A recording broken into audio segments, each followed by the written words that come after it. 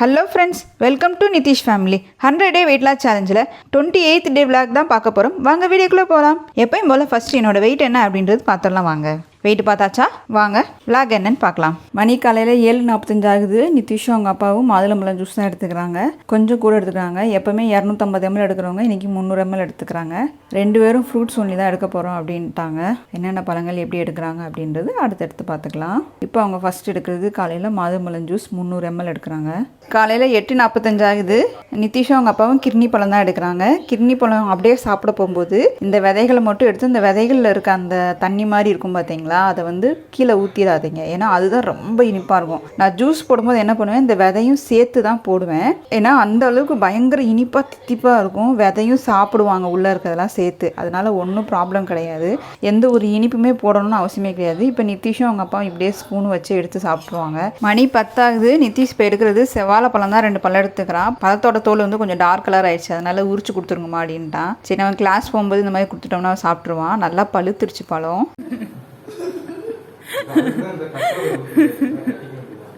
நிதிஷ் ஸ்கூலில் செப்டம்பர் 1 அவனோட யூனிஃபார்ம் போட்டு தான் கிளாஸில் உட்காரணும்னு சொல்லிட்டாங்க. ஆன்லைன் கிளாஸ்னால் கூட ஸ்கூலில் யூனிஃபார்ம் வாங்கிட்டு வர சொல்லியிருந்தாங்க. போய் வாங்கிட்டு வந்தால் யூனிஃபார்மோட சைஸை பாருங்கள். நிதிஷ் போட்ட சைஸோட ஒரு சைஸ் அதிகமாக வாங்க சொன்னால் நிதிஷ் வந்து சைஸு மூழ்கிற அளவுக்கு இருக்குது. எல் சைஸில் வாங்குங்க அப்படின்னாங்க. இதுக்கு முன்னாடி அவன் ஸ்மால் சைஸ் போட்டிருந்தான். அடுத்து எல் வாங்குங்கன்னு சொன்னால் எள்ளு பாருங்கள் எந்த சைஸுக்கு இருக்குது. எள்ளு கொடுக்க சொன்னால் XXL கொடுத்துட்டான் போல்க. மொத்த வீட்டையும் அப்படியே தூத்து பெருக்கிடலாம் போல்க. நிதிஷ் அதான் பண்ணிக்கிட்டு இருந்தான். வச்சுக்கிட்டு அதை விளையாண்டுக்கிட்டு இருந்தான். ஸ்கேட்டிங்லாம் பண்ணலாம் அப்படின்னு சொல்லிட்டு. மணி 12 ஆகுது. நிதிஷ் எடுக்கிறது ஆப்பிள் தான் எடுத்துக்கிறான். சின்ன சைஸ் ஆப்பிளாக 2 ஆப்பிள் கட் பண்ணி கொடுத்துருக்கேன். ஆப்பிள் மட்டும் போதும் அப்படின்ட்டான். சரி, இப்போ 12 மணிக்கு வந்து எடுக்கிறது ஆப்பிள் மட்டும் தான் எடுக்கிறான். மணி 1 இருக்கும். நிதிஷ் வந்து சாத்துக்குடி ஜூஸ் போட்டு கொடுவான்னு கேட்டேன். இல்லை வேண்டாம், நான் அப்படியே சாப்பிட்றேம்மான்னா சரின்னா அவனுக்கு அதான் உரிச்சு கொடுத்துட்டு இருந்தான். நிதானமாக 2 பழத்தை அவனே உரிச்சு கொஞ்சம் சாப்பிட்டுட்டு இருந்தான். நான் வந்து எப்பவுமே வாட்டர் ஃபாஸ்டிங் இருக்கும்போது தண்ணி வாட்டர் பாட்டில் பக்கத்தில் வச்சுருக்கேன்.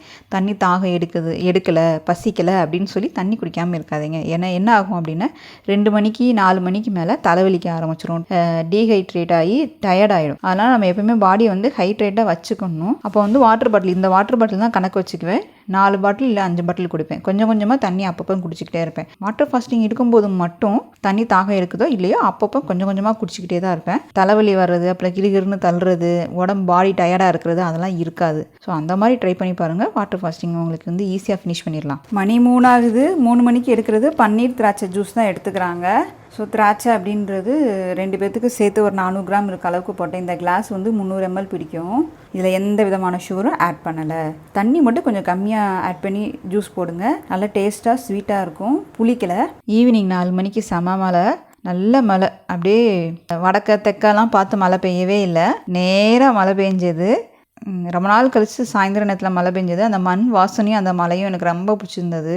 ஸோ மழையை வேடிக்கை பார்த்துட்டு ஒரு 1/2 மணி நேரம் அதிலே நின்றுட்டேன். அதுக்கப்புறம் வந்து அடுத்த வேலை அப்படின்றது 5 மணிக்கு வந்து சாமி விளக்கு தான். புதன்கிழமை விளக்குவேன், அப்படி இல்லைன்னா வியாழக்கிழமை மாற்றி ஏதாவது 2 நாளில் 1 நாளில் விளக்குவேன்.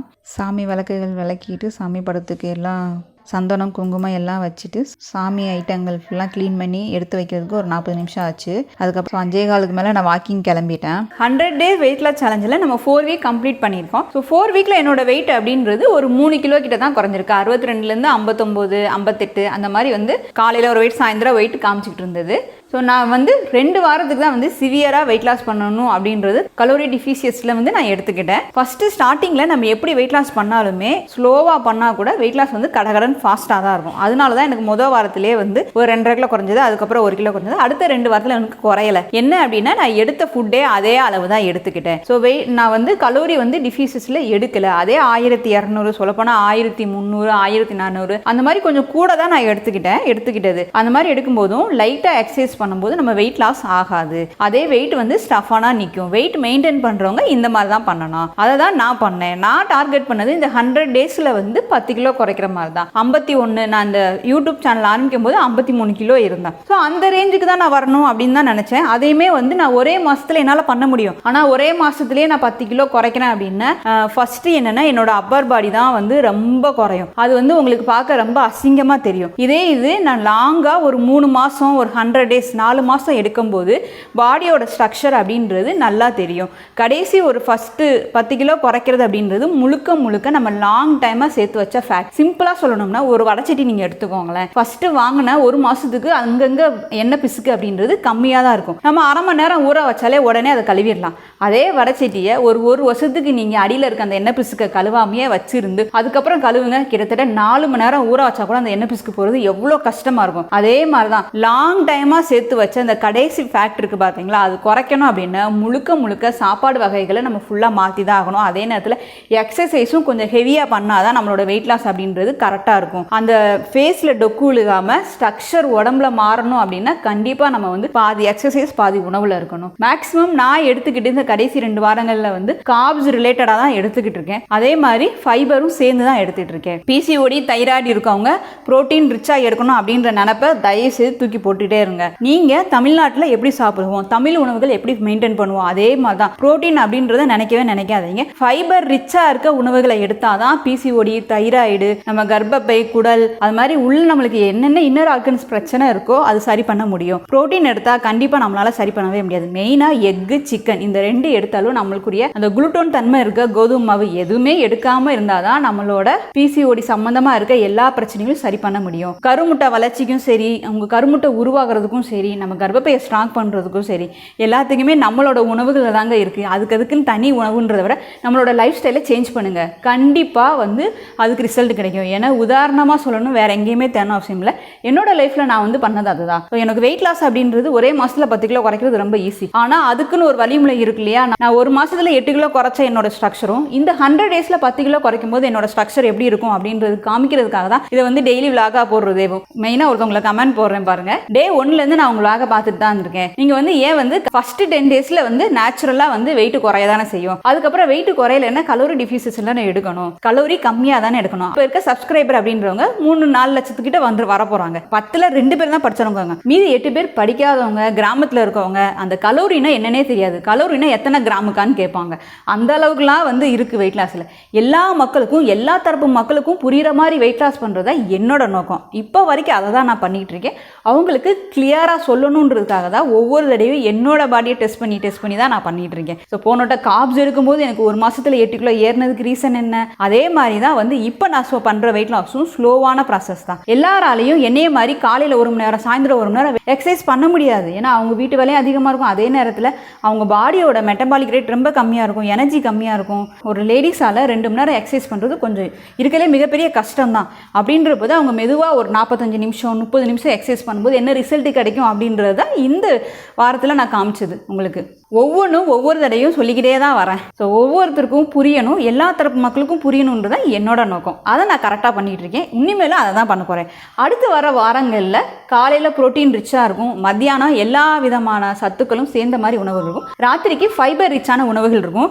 அதே மாதிரி எக்ஸசைஸ் அப்படின்றது 10 எக்ஸசைஸ் தான் இருக்கும். அந்த 10 எக்ஸசைஸும் வெயிட் வச்சு பண்ணுற மாதிரி தான் இருக்கும். ஜஸ்ட் தம்பிள்ஸ் இல்லை, நீங்கள் வாட்டர் பாட்டில் கூட வச்சுக்கலாம், இல்லை வெயிட் ட்ரைனிங் மாதிரி வச்சுக்கலாம், ஸ்ட்ரென்த் ட்ரைனிங் மாதிரி வச்சுக்கலாம். வீட்டிலேருந்தே நம்ம ஸ்ட்ரென்த் ட்ரைனிங் கண்டிப்பாக பண்ண முடியும். அதே நேரத்தில் நம்ம அப்டமனையும் சரி நம்ம பாடியும் சரி சூப்பராக ஸ்ட்ரக்சர் கொண்டு வர முடியும். அடுத்தடுத்து வாரங்களில் நம்ம என்னென்ன எக்ஸசைஸ் என்னென்ன டயட் அப்படின்றத பார்க்கலாம். நான் டார்கெட் பண்ண வெயிட் அப்படின்றது 10 கிலோ அப்படின்றத மாதத்துக்கு 3 கிலோ 4 கிலோ அந்த அளவுக்கு தான் குறைக்கணும்னு நினச்சிக்கனே தவிர மொத்தமாக அதிகமாக குறைக்கணும் அப்படின்றது நினைக்கல. ஸோ எக்ஸசைஸ் பண்ணும்போது என்னால் ஃபுட்டு வந்து இதை விட கம்மியாக எடுக்க முடியலக்கா, இப்போ நான் 1200 கலோரி எடுக்கிறேன், அதை விட என்னால் கம்மியாக எடுத்தால் எனக்கு எனர்ஜி வந்து ரொம்ப லோவாகுது, அப்படி இருக்கும்போது எனக்கு வெயிட் லாஸ் ஆகலை அப்படின்றவங்க என்ன பண்ணணும் அப்படின்றத அடுத்தடுத்து நான் சொல்ல போகிறேன். ஸோ அதே கலோரி எடுத்துட்டீங்க அப்படின்னா ஒன்றும் பிரச்சனையே கிடையாது, எடுத்து சாப்பிடுங்க. ஆனால் எக்ஸசைஸை கலோரியை பேனிங் கலோரியை இன்க்ரீஸ் பண்ணுங்கள். இப்போ வரைக்கும் நான் பண்ணது ஒரு 45 நிமிஷம் சாதாரண கார்டியோ எக்ஸசைஸ் தான் பண்ணேன். அதனால எனக்கு கடைசி 2 வாரம் வந்து வெயிட் வந்து அந்தளவுக்கு லாஸ் ஆகலை. ஏன்னா நான் ஏற்கனவே பண்ண அதே சேம் எக்ஸசைஸ் தான் பண்ணிகிட்டு இருக்கேன், அதனால லாஸ் ஆகலை. இன்னும் நம்ம எக்ஸசைஸை இன்க்ரீஸ் பண்ணணும், ஸ்பீடை இன்க்ரீஸ் பண்ணணும், ஹை இன்டென்சிட்டி இன்டர்வல் ட்ரைனிங் அந்த மாதிரி நம்ம செய்கிற 45 நிமிஷத்துக்கு கூட நம்ம எக்ஸசைஸ் ஸ்பீடை இன்க்ரீஸ் பண்ணோம் அப்படின்னா வெயிட் லாஸ் சூப்பராக இருக்கும். அதை தான் இன்னி வர வாரங்களை நம்ம பார்க்க போகிறோம். இப்போ நான் வாக்கிங் போகிறேன். ஈவினிங் டயத்தில் வாக்கிங் போனேன். மழை பெஞ்சு முடிஞ்சே வாக்கிங் போனால் நல்லா கூலிங்காக இருக்கும் அப்படின்றதுனால தான் வாக்கிங் போனேன். அதே மாதிரி 10,000 ஸ்டெப்பை நான் வந்து ஃபினிஷ் பண்ணிட்டேன். இன்றைக்கி மணி 7:30 ஆகுது. நிதிஷும் அவங்க அப்பா எடுக்கிறது ஃப்ரூட்ஸ் ஒன்லி தான். நிதிஷ் ஒரு ஆப்பிள் பொருசாக கட் பண்ணி வச்சுருக்கேன். அது மாதிரி கிரேப்ஸ் ஒரு கைப்பிடி அளவுக்கு தான் எடுத்து வச்சுருக்கேன். குக்கும்பர் வந்து ஒரு பெரிய குக்கும்பர் எடுத்தேன். அது வந்து 250 கிராம் இருந்தது. நிதிஷ் அப்பாவுக்கு கொஞ்சம் பெரிய பீஸாவும் நிதிஷ்க்கு கொஞ்சம் சின்ன சின்ன பீஸாவும் கட் பண்ணி வச்சிருக்கேன். இன்னைக்கு கடைசியாக 7:30 அவங்க எடுக்கிறது இதுதான். சாப்பிட்டுட்டு ஒரு 9:30க்கு தூங்கிடுவாங்க. ஃப்ரூட்ஸ் எடுக்கிற அன்றைக்கி நான் ஃபேட் கட்டர் ட்ரிங்க் எடுக்க வேணான்றேன், தேவையில்லை. ஏன்னா ஃப்ரூட்ஸே நம்ம வந்து உள்ளே இருக்க குடலையும் சரி லிவரையும் சரி சுத்தம் பண்ணுறதுக்காக தான் எடுக்கிறோம். அப்படின்றபோது அந்த சமயத்தில் நம்ம ஃபேட் கட்டர் ட்ரிங்க் எடுக்கணுன்றது அவசியம் கிடையாது. நிதிஷும் அவங்க அப்பாவும் இன்றைக்கி சூப்பராக ஃபுட் டயட்டை ஃபினிஷ் பண்ணிட்டாங்க. நானும் என்னோடய ஃபாஸ்டிங் அண்ட் வாக்கிங்கை சூப்பராக ஃபினிஷ் பண்ணிட்டேன். நீங்களும் அதே மாதிரி இன்றைக்கி ஃபாஸ்டிங் இருக்கவங்க சூப்பராக ஃபினிஷ் பண்ணிப்பீங்கன்னு நினைக்கிறேன். டயட் இருக்கவங்களும் சூப்பராக ஃபினிஷ் பண்ணுங்கள். மீண்டும் நாளை ஒரு விளாகில் சூப்பராக சந்திக்கலாம். இப்போ இந்த விளாக் உங்களுக்கு பிடிச்சிருந்தா லைக் பண்ணுங்கள், ஷேர் பண்ணுங்கள். தென் உங்கள் கருத்துக்களை கமெண்ட் பண்ணிக்கோங்க. Thank you so much.